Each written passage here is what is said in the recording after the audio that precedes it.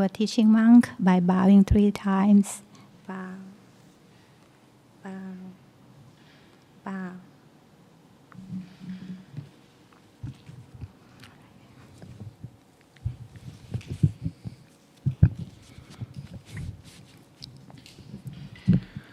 So welcome everyone to our Thursday evening class, which also happens to be the last Thursday evening class of the year.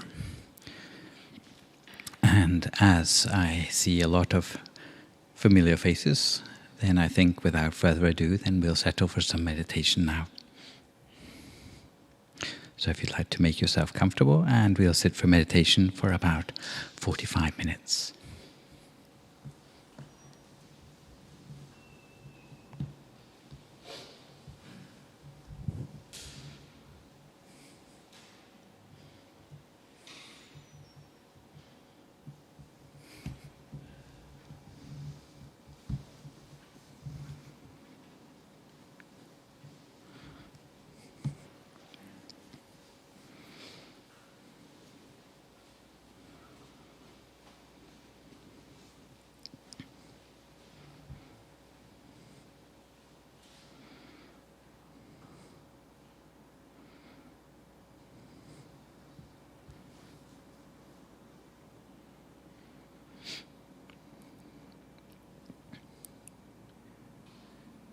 So if you'd like to start by closing your eyes very gently.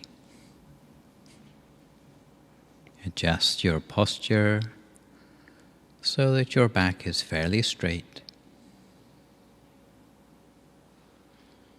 so that you're breathing easily and your circulation is unimpeded. Rest your hands gently in your lap, with your right hand over the left hand, and the index finger of your right hand touching against the thumb of your left hand. You can be sitting in a half lotus position, or you can be sitting on a straight back chair, as long as you're not going to fall asleep halfway through. And in that case, the meditation will go successfully for you.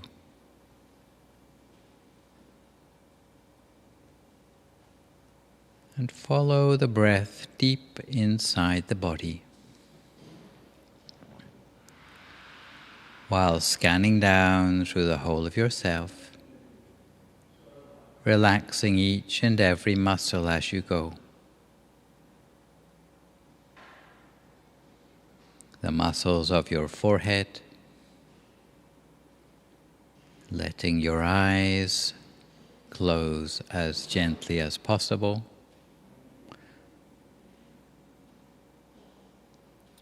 Allowing the muscles of your face to become soft.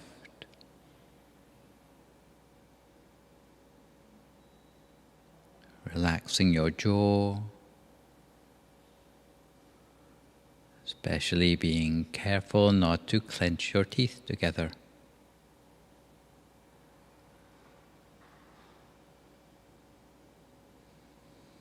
And then relaxing your neck and shoulders, allowing your shoulders to drop to their natural height.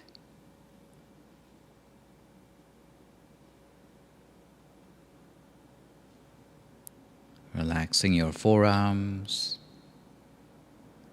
hands and fingers, so that even the way your hands rest in your lap is as light and gentle as possible.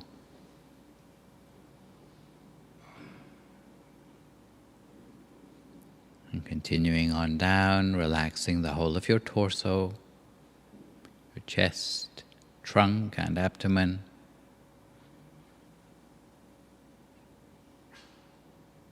Then relaxing both legs, all the way down to your feet and your toes.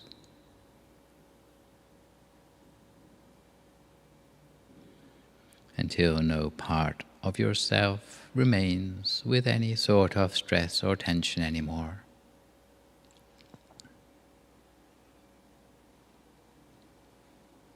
having relaxed the body, in the same way you can relax your state of mind, putting aside any worries or concerns in your life, as if you were alone in the world, a person with no past and no future, entirely focused in the present moment and on the task in hand.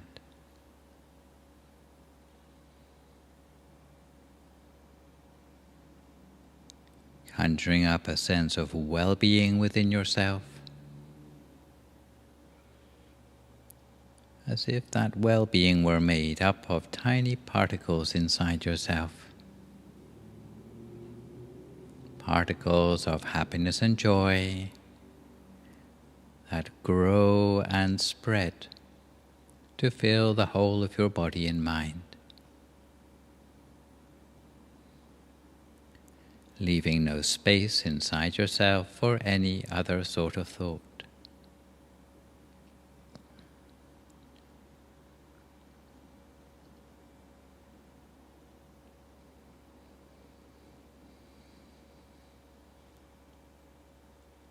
And when you feel relaxed and refreshed, both in body and in mind, very gently and using no effort at all, imagine the whole of your body to be nothing but a hollow cavity or an empty shell. Or perhaps you might prefer to think of your whole body as being like a transparent bubble with nothing on the inside.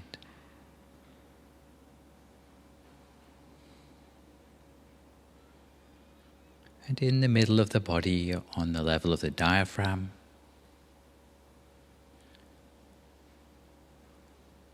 at a point where the in-breath turns around before becoming the out-breath, is a point called the center of the body, which we are particularly interested in. The turning point of the breath, a place where the breath pauses for a moment between the in-breath and the out-breath. You could refer to this point as a source of peace within. And we allow our awareness or the feeling inside to befriend and become familiar with this center of the body inside.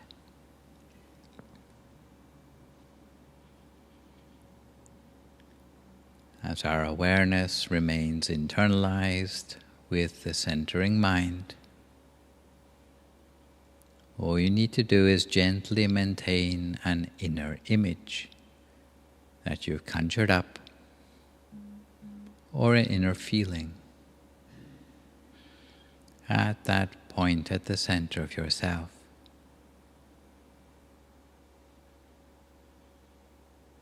This is the way in which the mind can find its equilibrium while resting gently at the center of the body.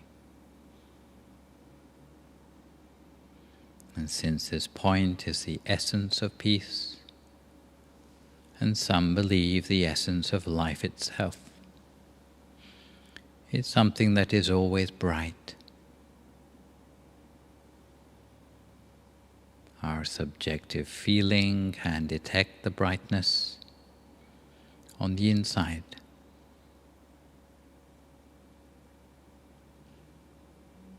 And the feeling is just how we feel and what we feel without asking any questions about why. The feeling tells us that we are inside and all within ourselves is bright. And for as long as we maintain the mind softly centered in the process of our meditation,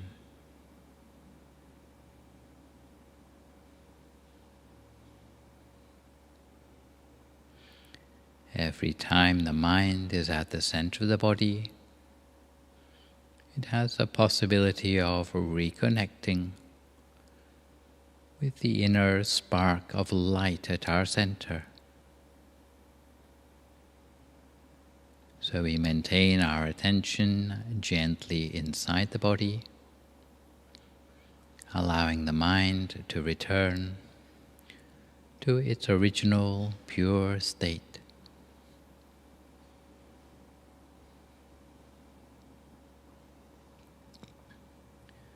And amid the brightness, we allow the mind to expand, allowing the area, the volume of brightness, to expand and enlarge to an endless horizon. We allow the brightness to enlarge without limits, radiating forever outwards, amid the feeling of contentment in the surrounding inner brightness. And perhaps we'll notice that amid this general area of brightness, there will be a much brighter point within. A point at the very center of the body, which is the brightest of all. Like a tiny point in the middle of the brightness, which is rather like a diamond brightness, sparkling in the middle of a full moon brightness. So we continue in this way, cultivating our mind at the center of our body, focusing either on that general brightness spreading outwards, or at the tiny sparkle of light at the very center of ourselves, for a few more moments in silence until we come to the appropriate time.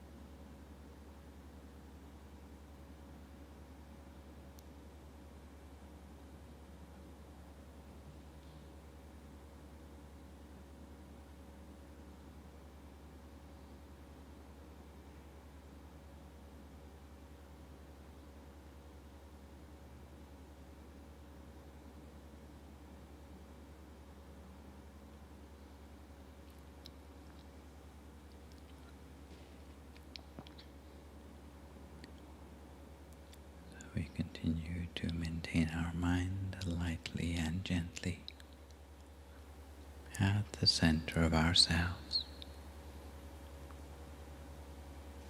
always amidst the moonlight brightness that we find generally within the space of our body. But we touch our attention gently at the most precious and diamond-like place in the middle of the full moon brightness, observing the brightness of the diamond at the center of ourselves. And we allow the mind to delight in the diamond brightness, the same brightness that is found in the center of the lotus in the Tibetan Om Mani Padme Hum chanting. We allow the mind to rest gently within the body. We allow the mind to be surrounded by the feeling of brightness all around. And although this physical body of ours will deteriorate, become more decrepit over time, but the light of serenity inside keeps us forever young. The physical body may grow old, but if we meditate, the internal sense of youth remains ageless, always bright and shining over time. So we allow our awareness to become one and the same with the feeling of brightness within the body. We can beautify our inner being by meditation to magnify and multiply the inner light of serenity, so that inner sense of agelessness is within our own reach. We can make our life brighter and brighter by meditation. And eventually we can make the world brighter as well, by sharing the inner light, by radiating the brightness from inside out. And at the same time we remind ourselves that our time of meditation should be the best time of our day. We continue to maintain the mind at the center by observing the inner bright diamond sparkle at the middle of the moonlight brightness within our body for a few more moments in silence.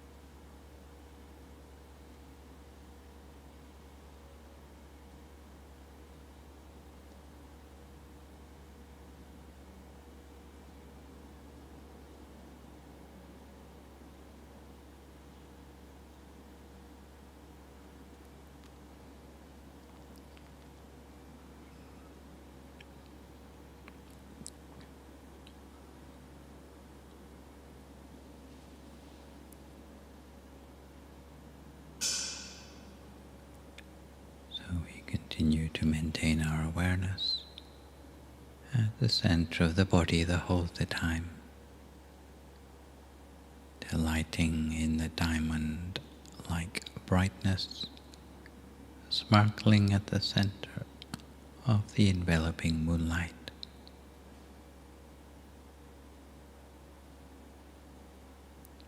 And we come to the time when we can share this kind of brightness for the benefit of all those around us. We share by irradiating the brightness outwards, initially to fill the whole of ourselves, wishing ourselves to be well and happy, free from suffering, with the full force of forgiveness for ourselves. And then we extend this brightness to all those around us. We share by irradiating the brightness outwards into the environment surrounding us. Because as meditators we are like sentinels of all that is bright and wholesome on this earth.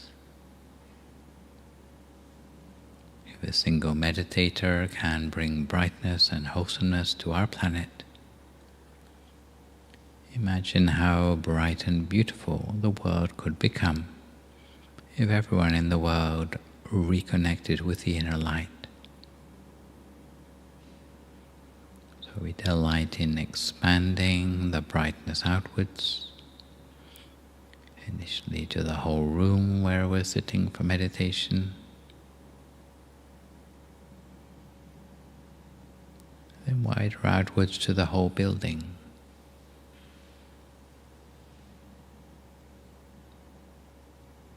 to the whole neighborhood, almost like an aura or a halo that you are extending around you.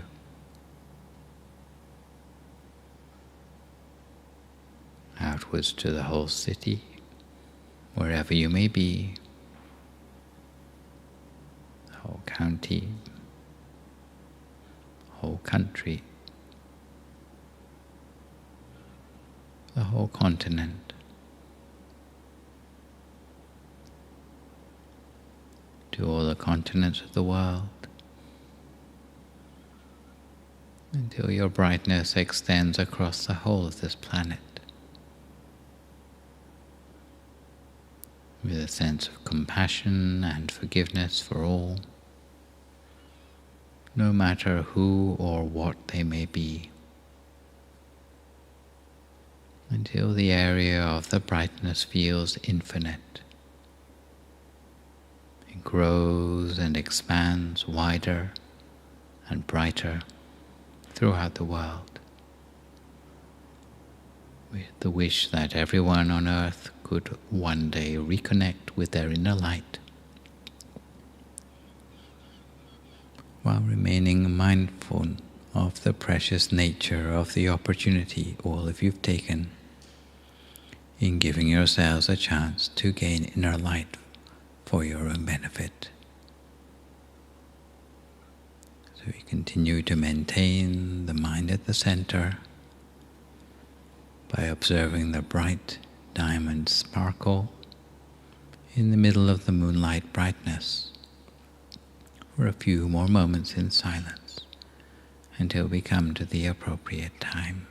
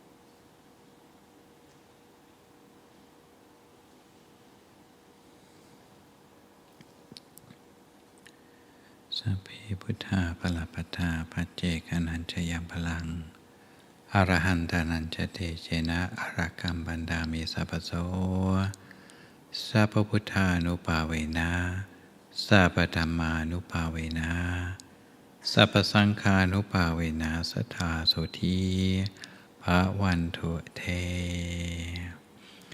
So if you'd like to come to the end of your meditation for this evening, you can gradually open your eyes again. If you feel a little uncomfortable, then slowly try changing to a more comfortable position before gradually finishing your practice. And I think at this point, seeing as you are the Thursday group, you have earned yourself a short break. And when you're ready, then we'll pick up with the subject matter for this evening, which is to do with the merits that we have cultivated in our past. Yeah.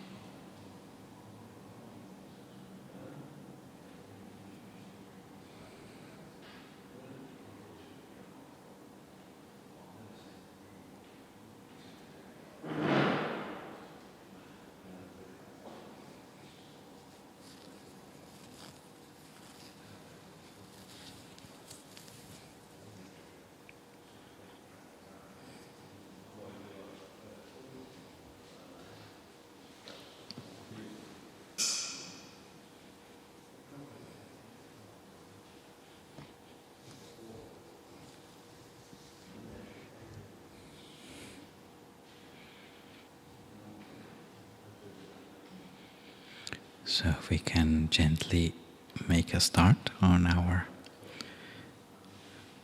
subject matter for today. I know many of you have been following the series on Enlightened Living that we have been gradually working our way through, but some of you may have missed parts of it or may be new to it. And Enlightened Living is a sort of staircase of 38 virtues or practices which you can cultivate sequentially, working from the things that are maybe more obvious, more basic, and gradually building towards virtues that are more esoteric and more transcendental. And although you can start anywhere on the staircase and it will gradually lead you onwards and upwards, when we come to this fifth blessing where we have come to today, what we are building upon here is the first set of 3 blessings, which were to do with turning our back on any old bad habits that we might have had in our lives. And what we're doing with this blessing and the one that went before it is that we're starting to turn towards good habits in our lives. Immediately before this one, we looked at living in what's known as a conducive location, which is to do with your environment, the nurture aspects of the influences on your destiny. What we've been looking at last time and this time in blessing number 5 are to do with what you bring to the table, especially from your past, in terms of the positive energy of merit which you have cultivated in your past. If you were to think in more Western terms, they would probably say, oh, well, that's all down to just your heredity, genetics, what you're born with. But the Buddhist way of looking at things doesn't see genetics as the end of the story. They would say even your genes must have a cause, and the cause is actually in your actions and choices in the past. And by the word past, we don't just mean yesterday or the day before, but it might be since we were born, or it might go back even further than that to before we were born. So we're thinking actually across lifetimes, and it might not just be last lifetime, it might be many lifetimes ago. But it's our own past. And those sort of things influence us right to the present time. That's not to say that we are dwelling on things which are somehow deterministic, like it's your past, you can't change it. But the same things we learn about the way our past affects our present also mean that what we do in our present affects our future. So everything I'm saying about merits and how to cultivate merits actually apply to what we're choosing to do now and the likely effect that will have on our future destiny as well, as it leads towards the subsequent blessings in this sequence, which are to do with setting yourself up properly in life, which is to do with having a good, clear aim in life. So last time we already looked at some aspects of these merits, and the things which I've talked about are basically the 3 main groups of meritorious deeds. So generosity, self-discipline, mental cultivation. And last time I elaborated those into 10 different ways which you can cultivate merits particularly efficiently. But what I hope to do today is to talk a little bit about how merit gives results, or how we might expect to see it give results, which is a little bit more controversial, but I have to say it sometimes, so it may as well be as part of this 5th blessing. So, what we might be familiar with subjectively when we're talking about merits or this peace energy or this outcome of goodness which we do in our lives,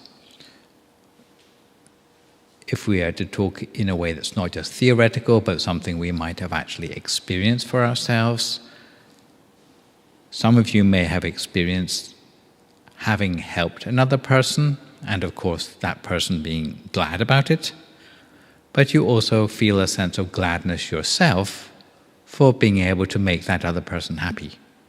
Ever had that? So normally the person who benefits ought to be the happy one, right?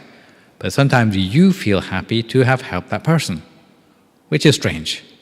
Normally you give something away, your time, your energy, a gift, you lost something. But you feel actually better as a result.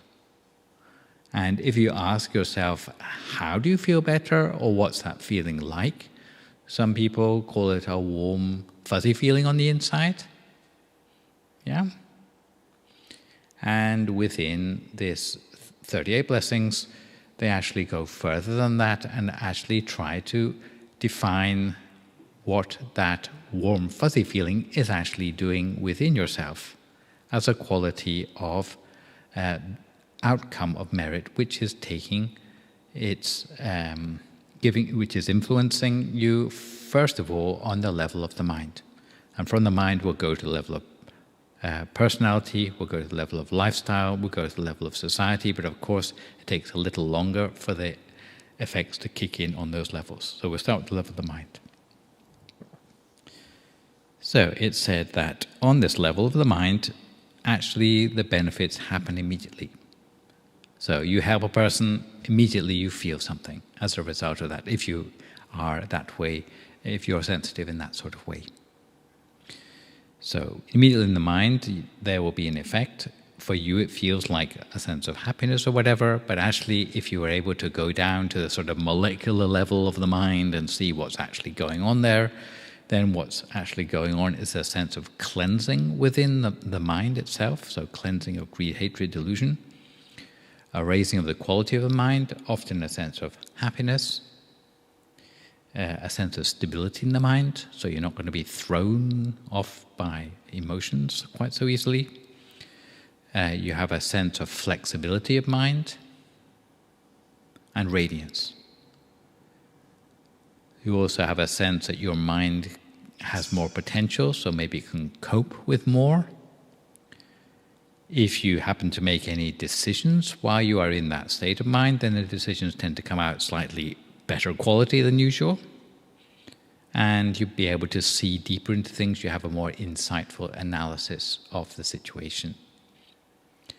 And your thinking would be more thorough and comprehensive, just from the fact that your mind has had this sort of boost of energy as a result of the merit energy arising in the mind. And it said that your thinking would tend to be more noble and deep than usual. If you are the sort of person who cultivates merits regularly, then not only does this happen on the level of the mind and then sort of fizzle out, but it actually starts to become ingrained not on the level just of your mind, but also on the level of your personality. So it starts to become not just what you're doing, but part of who you are. So it has a level on the level of the personality. So it might take a little bit longer, but the levels on this sort of level, which is sometimes we may notice, we don't notice for ourselves, but other people point it out to us.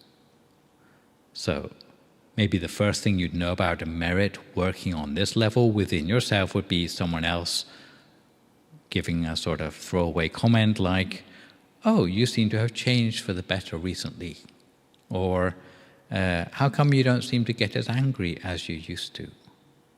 Or "How come you're not as clumsy as you used to be?"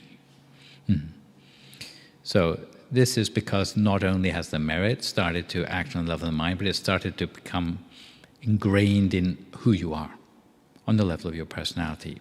So there's a change for the better. It may be, yes, reducing clumsiness, while increasing adeptness and mastery in other ways. It tends to upgrade your tastes and values. It gives you a maturer character and personality. Things you say and you do tend to be more skillful, and your level of patience tends to be increased. So your patience threshold. Things don't make you angry quite as easily as they used to. Gives you more control over your temper, and even your personal appearance might change for the better. Generally in terms of just a general sense of radiance, or a better aura, you might say. And your anxiety levels, if you tend to be prone to anxiety, tend to be decreased. If this starts to happen on the level of your personality, then the next level, the merit tends to filter through on, is that of the lifestyle. So the sense of ease in the things that you want to achieve in life comes to you more easily.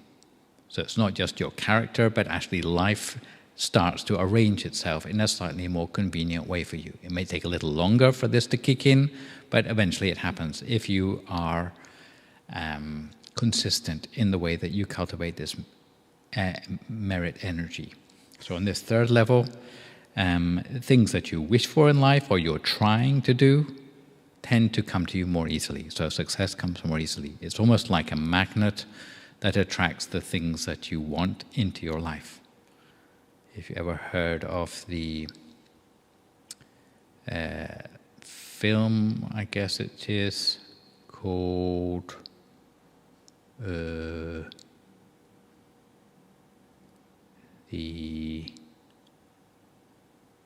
give me a clue.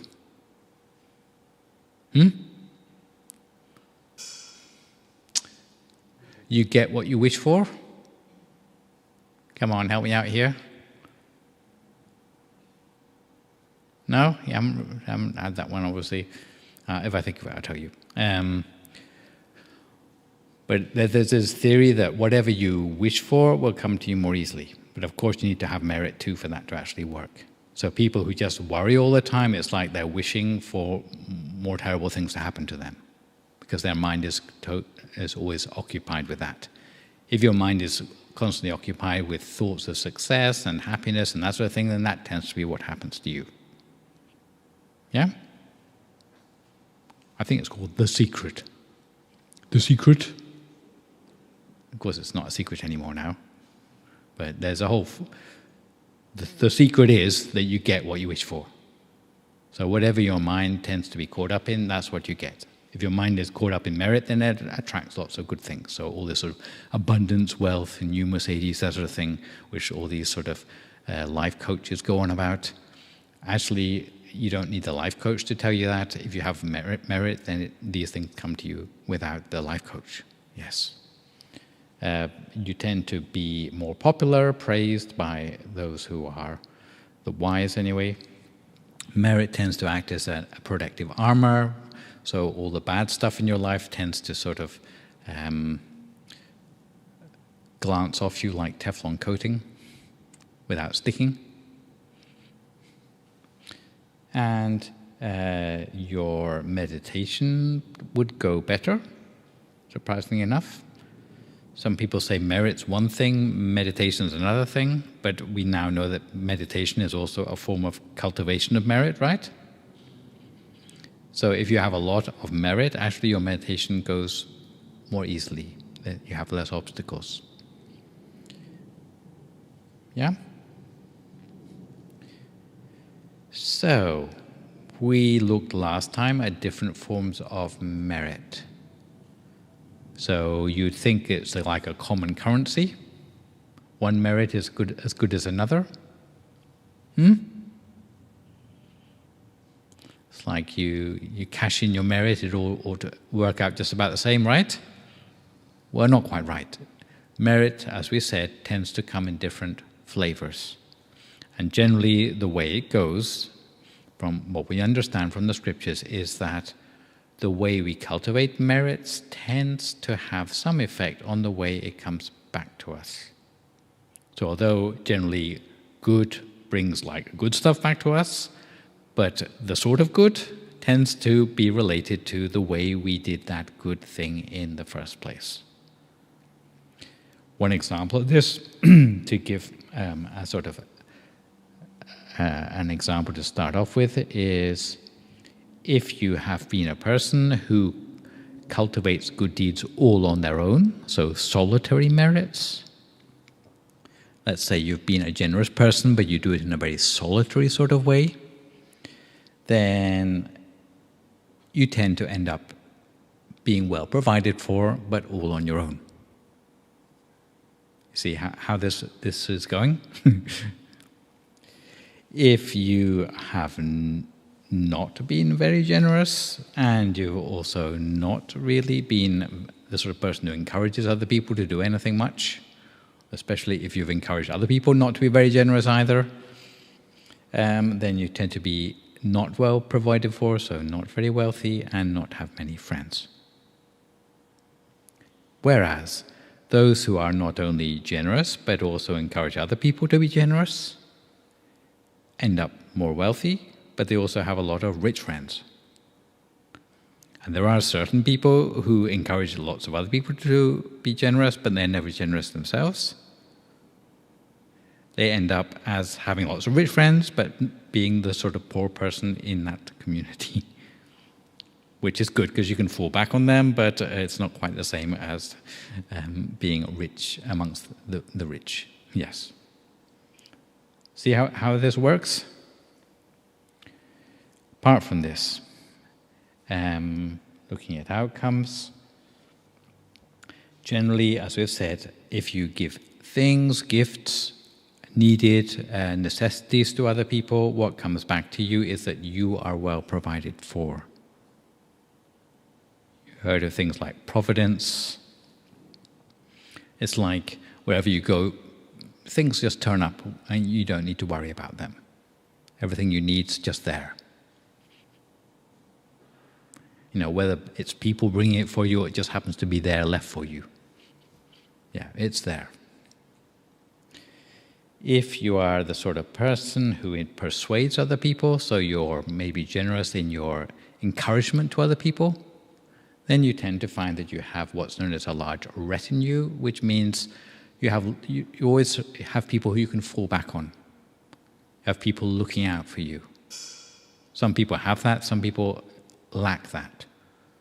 But from the point of view of merit, it would be said that this happens not just randomly, but because of that person's past.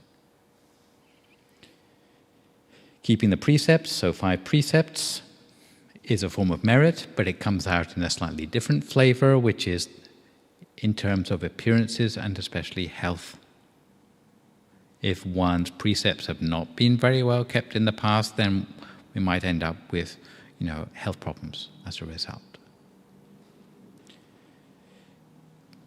Restraint from killing, even animals and so on, you would have a longer life as a result of that. Just as you've given life, then you end up with more life of your own. Some people don't kill things, but they are cruel to them. So let's say they leave their dog out in the rain, or they overwork farm animals. Cruelty in different forms. The animal hasn't died, but it probably wouldn't suffer health-wise as a result of your treatment. That's going to come back to you as well. So it's not actually technically breaking the precept, but it's sort of making the precept sort of somehow not very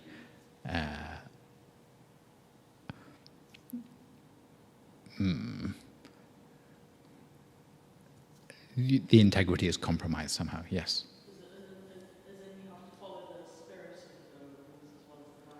Yeah, that's even better. But sometimes I'll go more into precepts in number 9, I think it is, of these blessings. But sometimes if you go too much into the spirit, it makes it completely impossible to keep it at all. So start off with the letter of the precepts, and then once you get confident in that, you can start working on the spirit of it as well. Yeah, because there is a spirit of precepts too. It's to do with basically just thinking of others and not exploiting others. So that's the spirit generally of keeping precepts.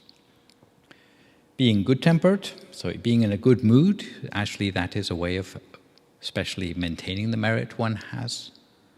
It's said that one ends up with a better complexion as a result of that. A person who is constantly glum and angry with other people, you can imagine that they don't have a very good sort of demeanor or appearance to other people, even in this lifetime. Congratulating other people rather than being jealous of them or doing down people who you see luckier than you, you end up becoming a person who is influential. Humility and respect, so giving other people respect, then respect comes back to you. So you end up as a person of high standing. And meditation generally equates with being quick-witted and intelligent. So the idea of this sort of thing, what is the takeaway of all this, is that it's good to have a variety of merits in your past in order to keep you covered on all the different possible things that can go wrong in one's life.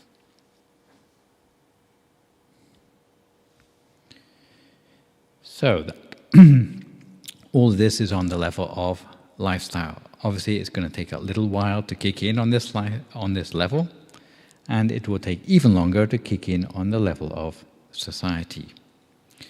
So this would be the accumulated results of all the people living in any particular country or place. And in a sense, if enough people in that place do good deeds, then everyone else who lives there will get some benefit almost by association. But on the social level, when this filters through, it tends to foster good social harmony, freedom from war, natural disasters, justice, social progress, collective economic prosperity, and a good climate.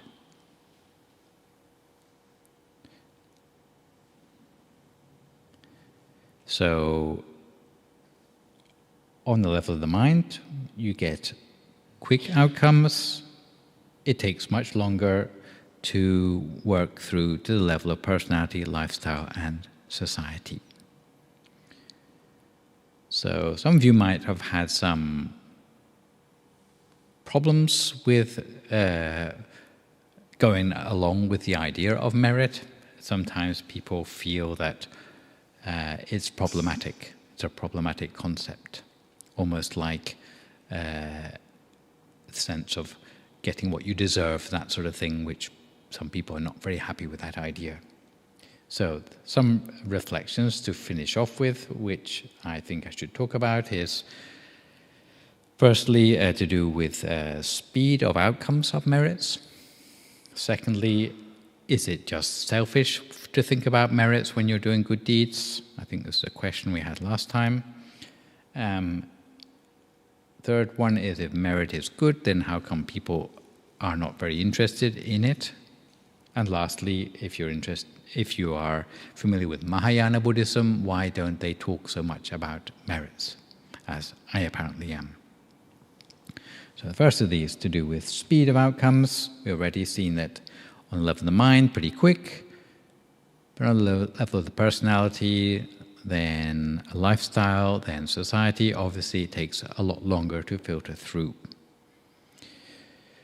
This tends to put a lot of people off the Buddhist arguments for merits because they find that they've done good deeds and their life is not instantly transformed, then it's a little bit of a downer. And they start to doubt the reliability of the karmic mechanism. So delays between doing a good deed and receiving a beneficial outcome are accounted for in Buddhist scriptures by the presence or lack of 4 factors or catalysts, which are technically called samabat in Buddhist scriptures. And if these are present, then generally any good thing you do will lead to an outcome much more quickly. So what are these 4 samabhat? The first one, which is conducive to the quick ripening of karma, is it tends to be more instantaneous if you have been a person born in supportive or catalytic circumstances. So in your conducive location, in other words, such as having an encouraging family who can instill inspiration to do good deeds. So that's really the nurture side of the equation. The second one is the gift of catalytic well-being, which means being gifted with outstanding, let's say, physical characteristics, such as a voice, appearance, or strength, which ensure that even a small, wholesome act will lead to a large outcome. And if you think about why certain celebrities do very small or minor good deeds, but everyone sits up and takes notice, then this is the reason why. So obviously they would be very satisfied by, some small donation they've made, but it's in all the newspapers, then they feel really elated by that. We do the same sort of donations, and no one's interested. So for them, it would be because they have catalytic circumstances. Catalytic gift of well-being. Third one is to do with catalytic timing. Specifically, if you were born at the time when the Buddha was alive, often things seem to have much more instantaneous results. And this has even led to some scholars, such as a guy called Peter Maithfield, having the theory in a book called Divine Revelation in Pali Buddhism, that merit alone doesn't pave the way to success in life, but you need the presence and teaching of the Buddha around in order to really sort of make that good deed count. It's not quite true, but there is some truth in it. Okay, if you are born in the time of the Buddha, then you have this thing known as catalytic timing, which really makes things sort of pan out much more quickly. Last one is catalytic discretion, which means impeccable earnestness of moral fiber in the person who does the good deed. And in some places in the scriptures you get something known as when a person makes an act of truth, and that really turns out as something which comes true. There's a story I think I've told, maybe not here, about a boy who was going to kill a rabbit in order to cure his sick mother. And at the last moment he decided not to because he felt sorry for the rabbit, and because he kept his precepts, then his mother got well anyway. Yeah? So that's what's known as an act of truth. There's a story from the scriptures which I'll sort of finish off with today. It's about a guy called Punna who ploughed a field and turned it into gold. Have you heard the story? No. Here we go. Mr. Punna, the ploughman. Probably spelled differently in this country. Okay. So he was a poor man, poor ploughman, no money to his name. And on this particular day, there was a festival in town. But he was the only one who couldn't go because he was already living from hand to mouth and he had no money to spend on any celebrations. So everyone else went off to have fun and games, but he went to work as usual. So that morning he worked hard ploughing his fields, and what was the usual thing that happened was that his wife would bring 2 portions of food out to him in the fields at lunchtime. But that day, as his wife was fetching the food, along the way to the field, she met an enlightened disciple of the Buddha along the way.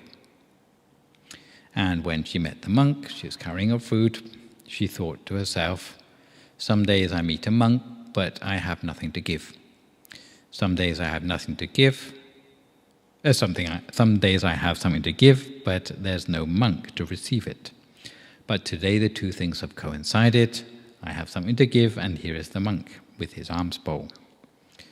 So thinking this, she placed one portion of food in the bowl of the monk, and the monk closed the lid of the bowl. However, the woman wasn't satisfied. She said, "Don't just help me out this lifetime, help me out in future lifetimes as well." So the monk opened his bowl again, and she put in the second portion of food, so no food left. So she didn't have anything left for her lunch, and she didn't have anything left for her husband's lunch. And she wasn't quite sure whether the husband would be particularly happy about this, but she took a chance. And the monk gave his blessing, and off he went on his way. So she went back home again and started to make lunch all over again. And eventually, much later, after her husband was very hungry in his fields and getting rather tired from plowing the fields, he started to wonder, where has my wife got to? And sometime later, his wife turned up with a newly made lunch, and she informed her husband, "I've got some news to tell you. The reason why I'm late is because along the way I met a disciple of the Buddha, and instead of bringing your food immediately, I gave that food to the monk instead." So instead of being angry, Mr. Puna said, "Sadhu, I rejoice in the merit of what you have done. If it were me, I would have done the same thing." So, happy family. So after that, they ate their lunch and they both fell asleep. And sometime later, when they woke up, all the furrows which that man had plowed that morning in the field had turned into solid gold. So imagine, like, you went to sleep and the field was mud, and you wake up and it's now made of gold. Through the power of the generosity of his wife giving the food, and also the power of the husband in being pleased about it and congratulating her on that. So when Mr. Puna, the formerly poor Mr. Puna, saw so much gold, he felt quite embarrassed about it. So he called the king to come and help him to remove the gold ingots to a safer place. However, the gold had special properties. Every time the soldiers touched the gold and said, "Oh, this must belong to the king," it turned back into mud. Why? Because it was dependent on the fact it came from the merit of the guy who really did own it. So it was only when Mr. Puna said, "I intend that this gold be given to the king," that it stayed as gold when other people handled it. And otherwise, then it would all turn back into mud again. So this is an example of why, if you were born in a time when there are those of very high merit around, so enlightened people, those who are referred to in Buddhism as a field of merit. Have you heard that expression before? So you give something, even something quite humble, like a portion of food, to a certain very enlightened person. They somehow magnify the merit into something very substantial that can sort of transform whole fields. Almost like an alchemist. In a way that merit gives a fruit which appears immediately afterwards. So in the present day and age, since we have somewhat less enlightened people around, we have to be a little bit more patient in awaiting our meritorious results, because we have to wait longer to see the fruits of the merit that come back in our own lives. So, second reflection is whether making merit is just an ulterior motive.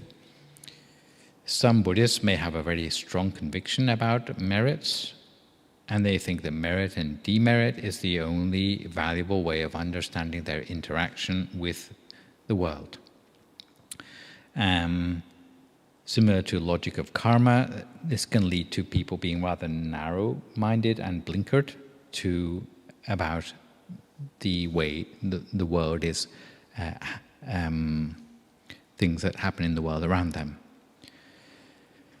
Especially because when you think of merit and you don't think of any other way or any other perspective on the world around you, you think, if I do merits, then merit comes to me, and you're not interested in what happens to the next person.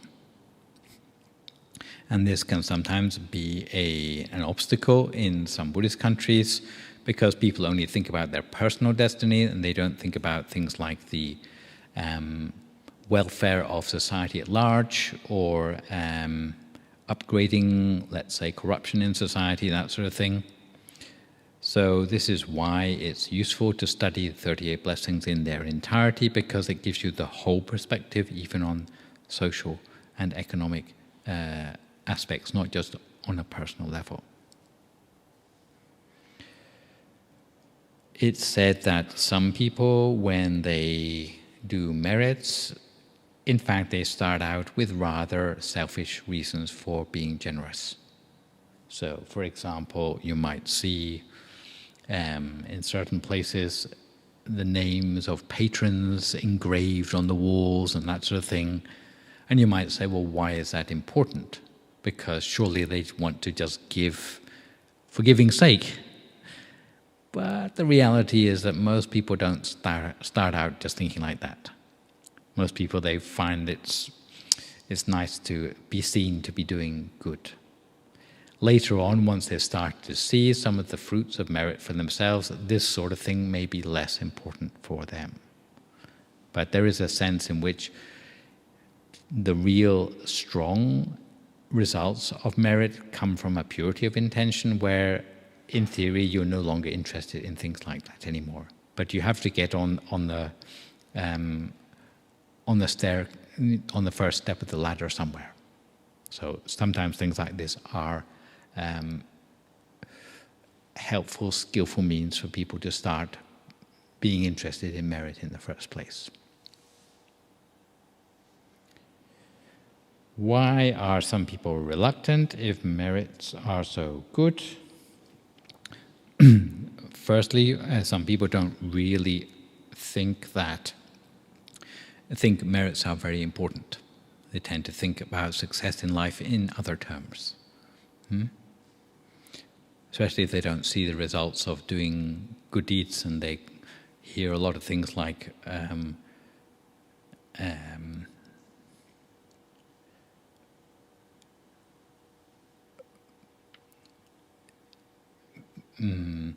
being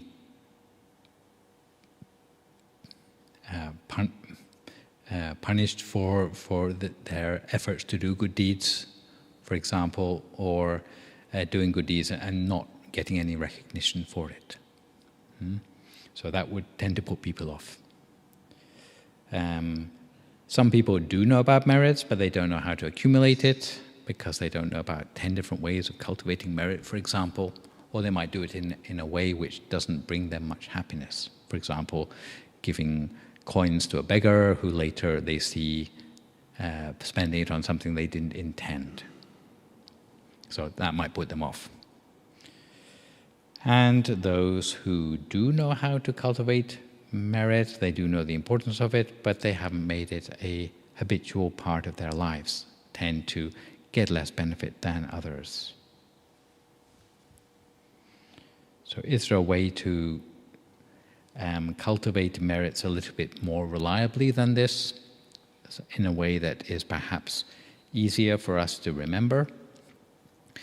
Our vice abbot in Thailand has a very simple way of doing this, which is to say that we should try to cultivate 3 major sorts of merit each day in our life, if at all possible. 3 sorts of major merit being generosity, keeping the precepts, and meditating. And he said a simple way to remember it is, any morning that you have not given alms, don't have your own breakfast yet. Any day when you don't intend to keep 5 precepts, then don't leave the house. And any day when you haven't done your meditation or chanting, then don't dare to go to bed. And that way it makes it easy for you to remember to do at least a sample of each sort of merit each day of your life in a way that becomes habitual.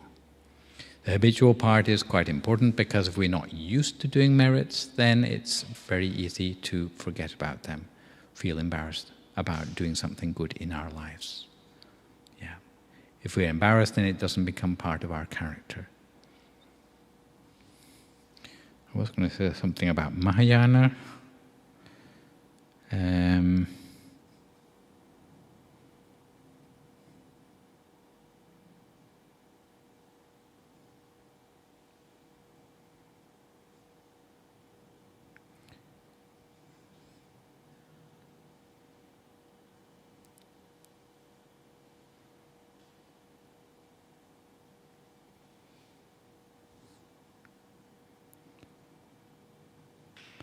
Yeah, Mahayana has different perspectives on merits. Some schools of Buddhism seem to have a very strong emphasis on cultivating merits, especially in the early schools of Buddhism. Later schools of Buddhism, like Mahayana, seem to have different philosophical positions, some of which don't emphasize merit-making very much. One reason for this is that sometimes they emphasize a lot on the grace of the Buddha to help them to achieve salvation. So in Christianity, for example, there's this argument of works versus faith. I don't know if you've heard this argument before, because they also have like doing good deeds in Christianity as well, right? Some forms of Christianity say if you do lots of good works, then it will ensure that you enter heaven. Mostly Catholics.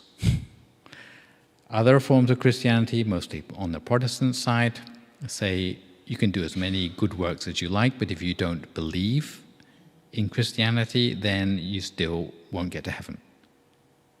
That's faith versus works argument. In Buddhism, sometimes they have a similar thing where they say if you don't believe and have strong faith in the Buddha and the ability of the Buddha to help you, then you cannot enter heaven. Very similar to the Christian argument. But for us, we say that even if you don't believe in the good deeds you're doing, they will still pave the way to heaven for you. It's not to do with the belief, but it's to do with whether you do those things or not. The power of that merit. Also, there's an idea in Mahayana Buddhism of something called Sudden Enlightenment, where the Zen master claps his hands and you become enlightened immediately, or he keeps on pouring the tea into your cup until you get angry with him or whatever. No mention of doing good deeds. It's just the fact that you realize that you're already enlightened which clinches it. So you don't actually have to do any good deeds. You just sort of wait for the master to clap their hands. That's known as the Sudden Enlightenment philosophy, which exists in the Mahayana.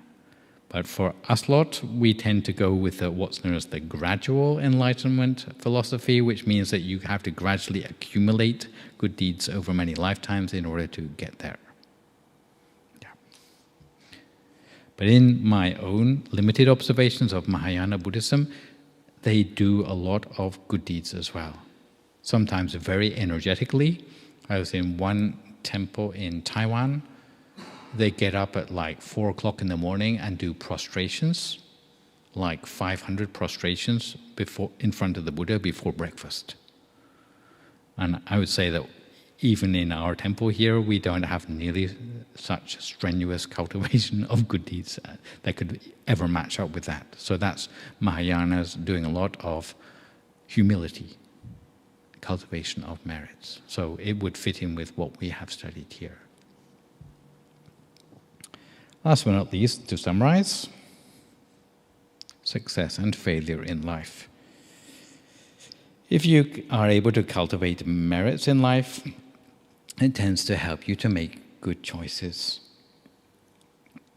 Your words and the things that you do tend to be better considered as a result. If you make good choices, say skillful things, then your life tends to be more free of worries, and therefore you end up with a life that works out for the best. However, if you lack merits, so this is the right-hand column, then you tend to make poor choices. If you make poor choices, then the things you say and you do tend to work out not so well. When they don't work out well, then you end up with a lot of worries in life, and you end up with your life ending up as a mess. So merit tends to have a major influence on the pathway a person's life takes. One final story for you, which is from something known as the Siri Jataka. It's a funny story. Who met talking animals before, I think? Well, this is a story about how merit tends to end up coming to the person who deserves it. It's not something that can be sort of stolen away by someone who doesn't mean well to you. But there was a previous lifetime of the Buddha when he was born as an ascetic, and he had an elephant trainer who was his supporter. And it was a lifetime when animals could speak in a way comprehensible to human beings. So I haven't lost you quite yet. So, meanwhile, on the other side of town, there was a certain person who didn't have very much merit. And he was a stick collector. And one day he was spending the night at a hermitage, and he overheard two chickens, so roosters or whatever, and they were arguing with one another. And he could understand what they were saying to each other. So a little bit different from the present day and age. One of these cocks boasted that whoever ate its flesh would become king. Whoever ate his skin would become either commander-in-chief or the queen, and whoever ate its bones would become the king's treasurer or chaplain. So, hearing this, the stick connector thought, "Oh, that sounds interesting to me." So he immediately seized that cock, wrung its neck, which you notice is not a good merit, and had his wife cook it. So they were preparing to sort of rise to royalty here. So they thought, well, we can't be in a big hurry about this. We better go and bathe in the river first, otherwise we don't want to end up as a smelly king and queen here. So they cooked the chicken casserole, they left it on the side of the river, and they went to bathe. And while they were bathing, an unseasonal storm came along and swept the casserole into the water, and it floated downstream. And who do you think was waiting downstream? Well, it was the Bodhisattva, the ascetic in this lifetime, together with his supporter who was the elephant trainer. And knowing that this was going to happen, the Buddha-to-be visited his elephant trainer at mealtime and was offered the meat which they had got in this chicken casserole. And the Bodhisattva, he divided it up, giving the meat to the elephant trainer, giving the skin to the wife, and keeping the bones for himself. And they had the meal together. 3 days later, the city was besieged by enemies. The king asked the elephant trainer to disguise himself as the king and to actually ride into battle in his place. While the king, he sort of dressed in peasant's clothes and fought in the ranks. He was so afraid of being killed.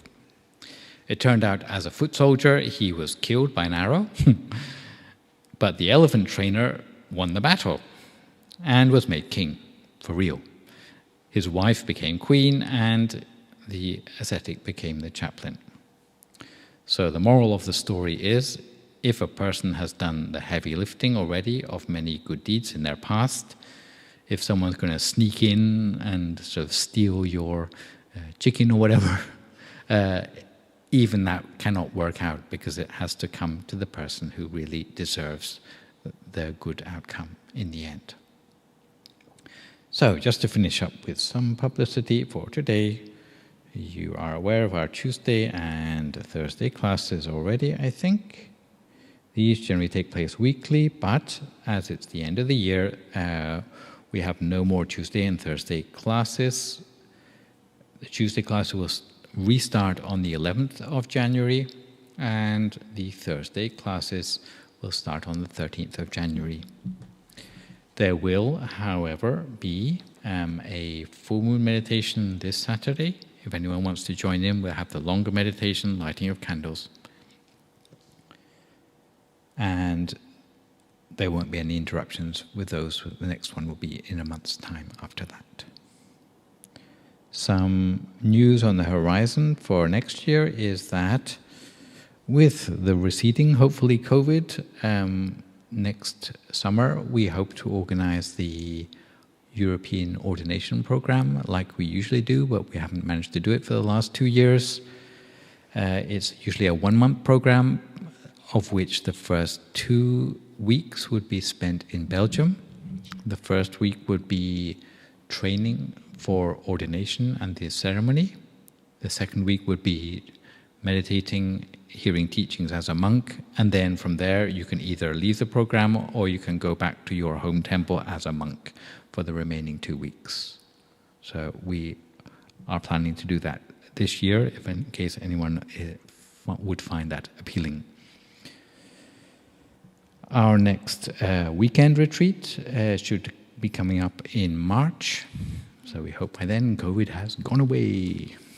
18th to 20th of March usually starts on the Friday evening, Saturday, and then finishes on Sunday after lunch. But the details will be on the webpage very soon. Apart from that, we continue to have our online sessions every Saturday on Zoom.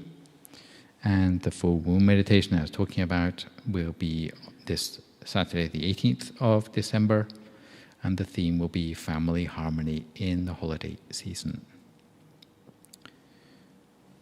Last but not least, to encourage you to meditate at home. If you haven't already done so, I would encourage you to download the Mind Gem app, which is for free, either on Android or iOS, and you can meditate along with that while setting the timer to the length of time you'd like to meditate for. And there's plenty of meditation instruction, more than 100 different tracks on there now from the various monks in our tradition who speak English. Yeah.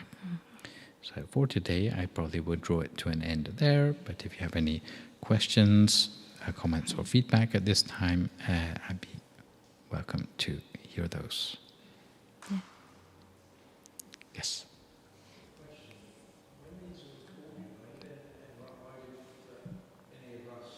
Yes, you find them on YouTube, on the channel of Dhammakaya London. So you find that on the web page of the temple. I work in IT tomorrow, and I go on the Facebook page or the main page, and I can then find links to, like the stuff you've just put up now. Yes. The Zoom stuff, etc. I can then. Yes. Oh, you can never see it? No. Oh, I think if you... The one on Facebook is not as high resolution as the one on YouTube. YouTube, you will be able to see the slides clearly. So all these things that we attend on Tuesday or Thursday, I have then uploaded to YouTube. Yes. Facebook is in there too, but I think Facebook is not a big enough screen to really read it very clearly. But the YouTube one is clear enough to read. So the main website, regarding the Zoom stuff, that should be detailed on the main website. Parking, Facebook, and so on. Yeah, Facebook it's a little bit more rough and ready. But the main, if you can go to the Dhammakaya London YouTube channel, it will be clear enough to read. I would then move the recordings of this, but then I'll YouTube. You're saying it on YouTube it's not clear enough? No. Or you're just saying you couldn't find it on YouTube? Okay, but if you look on YouTube, and search for Dhammakaya London, you see their channel, and it's in HD. Yeah. Yeah, I think Steve was saying watching it from hospital last week.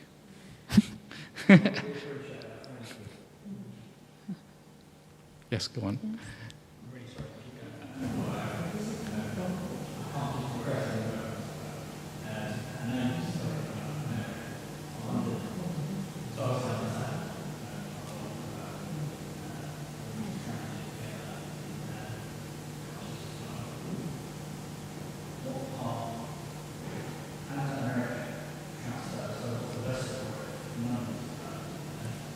Well, none of your body is permanent. Of course, it eventually gets laid to rest. The mind is also changeable, but it can still store information, especially to do with ethical things which we have made choices about in our past. So it's the mind that stores that information in a way that can transfer it to some time in our future. So the mind is changeable, but yet the merit information is stored in that, and as it is used up, then it disappears from the mind. So you can think of the mind as, yes, it's changeable, just as a battery is changeable, but it can still store things for the length of time it takes for that energy to be used up. So is that good enough to answer your question? I suppose I'm just struggling to understand. So the thing about the mind is, in the metaphysics of Buddhism, the body dies, but the mind carries on afterwards. Like the consciousness? Yes, it's like it's uploaded to the next iteration of ourselves physically. Well, it's not a soul, because the word soul means that it's permanent and unchanging and eternal. And we're not talking about something eternal here, we're talking about something changeable, but it's something which is individual to us. So when that information is transferred, it brings something personally to us. And that so-called soul will change with every decision, every action that we make. Would you say that that's similar to animal instinct? Well, I think what I would say is that sometimes we have a inclination or a feeling or a gut feeling about things which we can't remember ever learning about. And that would be experiences from our past which we brought with us, but we can't remember where we got it from. So I'm not sure I'd say they were animal ones, but it comes from a deeper part of ourselves, which is not intellectual, and it's sometimes not logical, but it's sometimes very powerful and can help us. It is your subconscious. I think it's what psychologists would call our subconscious, and with psychologists too, we can sort of delve into that if we know the techniques. And what we're doing with things like meditation is we're starting to explore the borderline with things that normally are unavailable to us in our subconscious. And within that, Buddhists would have us believe that even information about past lives is in there too, but it's buried so deep that normally we can't get at it. But if we meditate deeply enough, then even that sort of information becomes accessible to us. So it's not lost just by the fact that we die. Yes.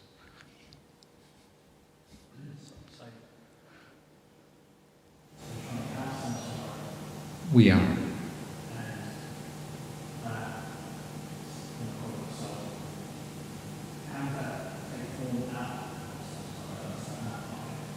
Well, we have to use this imperfect and changeable body and mind that we have as our tools to transcend both those things.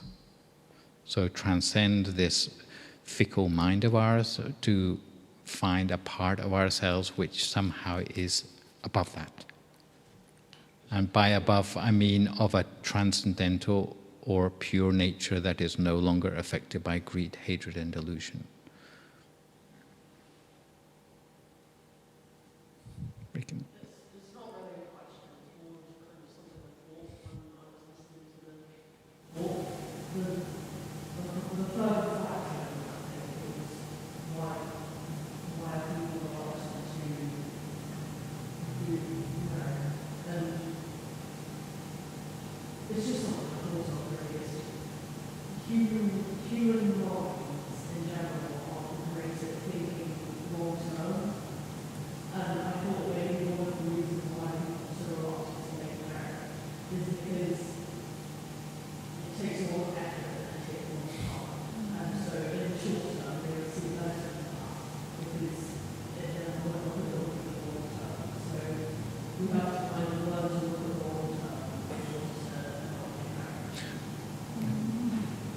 think it would make life a lot simpler if we saw the benefits of merits in the present lifetime. But as I've said, it's sometimes very hard. It's not like we plow fields and get gold every day. Although there might be general improvements in our life, this sort of, the decisions making better destinies in our life gradually, it's not spectacular enough for people to really see the connection very clearly. So what does seem to make a change is sort of going out and earning more money or whatever, where you can really see some sort of social ability to shift your place in society as a result of that, which is unfortunate. So-called meritocracy these days has a very different idea of what merit is than what I've been talking about today. It's a pity, but it's because people don't appreciate the subtler aspects of what's going on in their mind anymore. It's become material and physical, and it's transitory. Yeah. I feel, even though the older generation, I feel believe might get in day manners, should we say. I feel today, Buddhism or not Buddhism, I always feel that there's a difference in the generation across the world where people are not just sort of fundamental manners. Doesn't matter where you've come from or who you are, or trying to speak out of turn, and obviously I'm here for a reason. I just feel that I think probably for me, I think it's a generation thing. I hope I'm trying to convey what I'm trying to convey. Yeah. I think probably every generation has complained about youngsters. I don't know if our generation has complains more than the previous generations or not, but there's a sense. There's a sense in which society, in the long term, transforms, or it swings in one direction or another. And at the moment, I think we're definitely swinging in a more material and non-spiritual direction. And at some times in history, it swings back again. But I think we haven't seen it swing back already for a long time. And I think probably we have to keep on swinging in that direction further before people really start to turn around in another direction. But you will see it in the long term, on a generational level. That's when you will start to notice a shift, where everything's just become transactional. I'm only your friend because you give me things, sort of thing. which is very sad, but probably it has to get worse before it's going to get better. I think the way people communicate nowadays as well, everything's, I see and hate it for some reasons. I just think things like get misconstrued, translated, and people communicate better face to face. Yeah. For lots of reasons. Well, a lot of this sort of trolling behavior on the internet, most people, if they met that person face to face, would never dare to say all the things they posted on their Instagram page or whatever. It's become almost one degree removed from people's feelings as people, which is sad. But maybe it's one of the byproducts of being socially isolated over the last 2 years. We've lost our ability to actually relate to people anymore. It's quite sad. Hopefully it will improve, but hopefully we haven't got so far removed from other people that we don't know what to do when we actually meet up with them again. Yes, Regan. If you do sleep by accident, as opposed to if you're on purpose, if you do something without purpose, is I say can't back, I don't know if that's the right phrase. Does it work if you do something with purpose? Yeah. The whole thing about karma depends on intentionality. So this is why I use the word choice so much, because the things that you intentionally choose to do have much more a stronger outcome than things that we do either mistakenly or without having thought fully about it. So the things that we really intentionally do, that is the word karma, really, in Buddhism. That's what it amounts to. Yes, there is some karma from unintentional actions and from even mistaken or accidental things that we do, but it's much less severe than the things that we've thought about, mulled over, and only then done. So things we have chosen. So often the word karma gets equated with the word choices because it does emphasize the intentional aspect of it.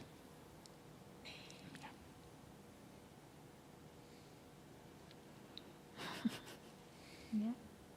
Okay. So there is no question anymore. Okay, thank you so much for Phra Ajahn to give us a Dhamma lesson today and give us all answers that we quite clearly understand. So could you please pay respect to our teaching monk by bowing 3 times? Bow,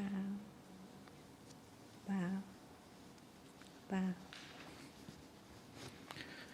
So may all of you enjoy happiness, success, prosperity in life, and make good use of the knowledge you now have of meritorious deeds to ensure yourselves a bright future, especially at this time of the year and for the year to come and forevermore.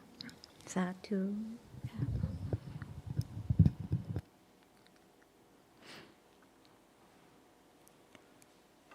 Could you please pay homage to our Lord Buddha by bowing 3 times? Bow, bow, bow. Okay. And rejoice in all of your merits. See you again coming Saturday for the full moon meditation. We are going to light the candle together and make a wish together. Please come and join us. Yes, 7 to 8, 7 to 9. Okay. Good night, everyone.